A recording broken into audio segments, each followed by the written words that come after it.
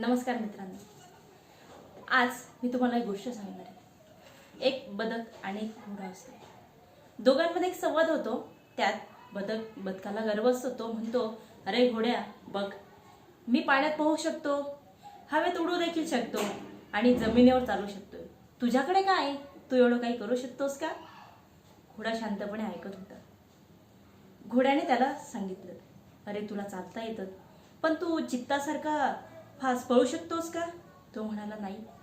बरं, तू म्हणाला तुला पाण्यात पोहता येतं, तर तू माशासारखा वेगवान पोहू शकतोस का?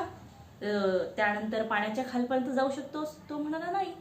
बरं, तू म्हणाला तुला छान मस्त उडता येतं, तर तू गरुडा इतकी उंच झेप घेऊ शकतोस का? नाही।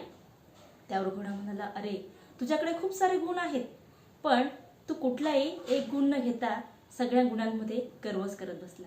म्हणजे ज्याला आपण म्हणतो ना मुलांनो, एक ना धड भाराभार चिंध्या।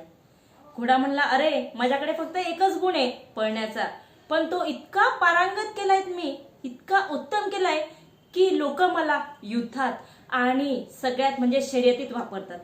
म्हणून मुलांनो, तुम्हाला एकच सांगते, जास्त गोष्टी करत बसू नका, एकच ध्येय ठरवा आणि त्या ध्येयात इतकं पारंगत करा की अवघ्या काही वर्षात पण नाही, 1 ते 2 वर्षात ते ध्येय तुमचंच असेल आणि ते ध्येय तुमचंच असेल।